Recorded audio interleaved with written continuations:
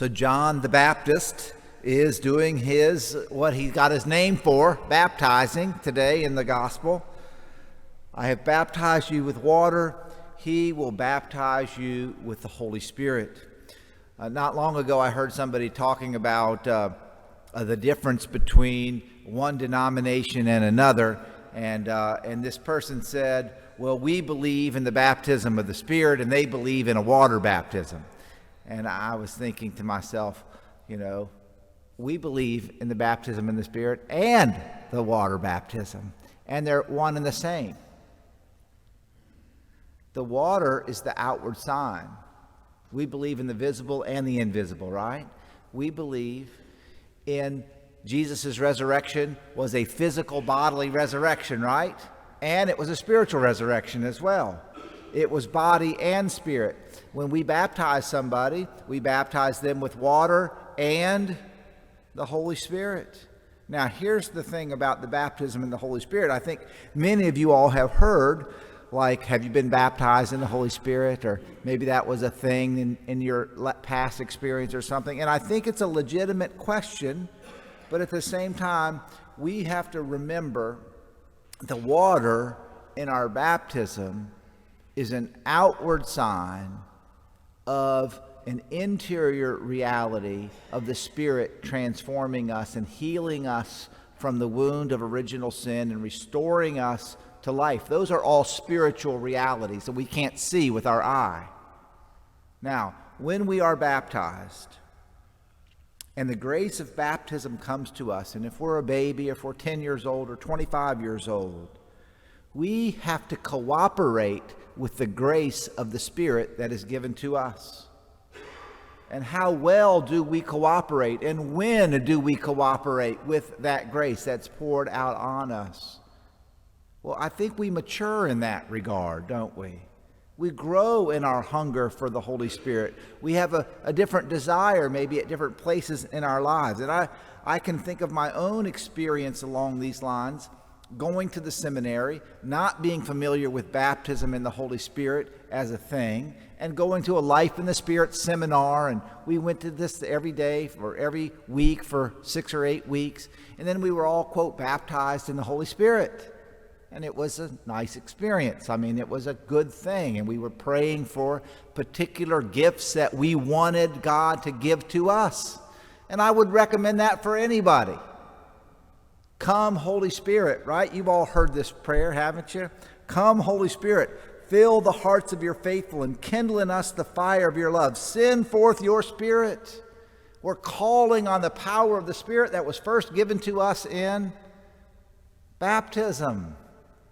And now we want that Spirit to be renewed in us. And so I would say to you, you have been baptized by water and you have been baptized by the Holy Spirit. Come, Holy Spirit. This should be a prayer of our heart. This should be a prayer of our life.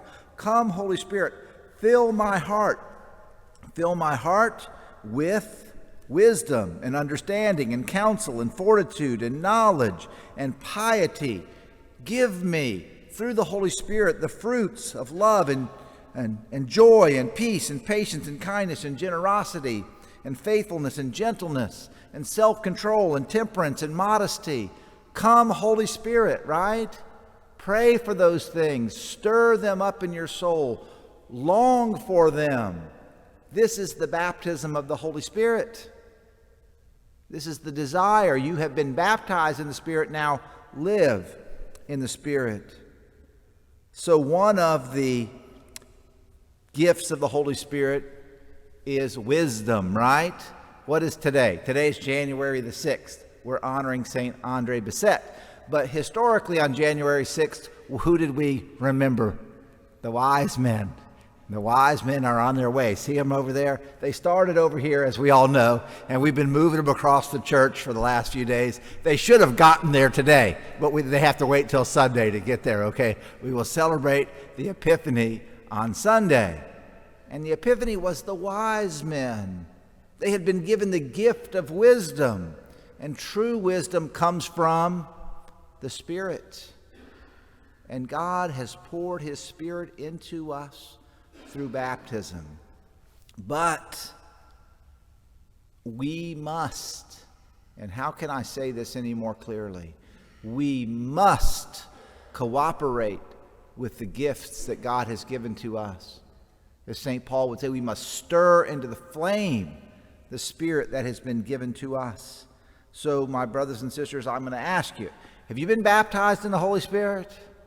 Yes, you have. Have you activated the gift of the Holy Spirit that has been given to you? Or has it become dormant,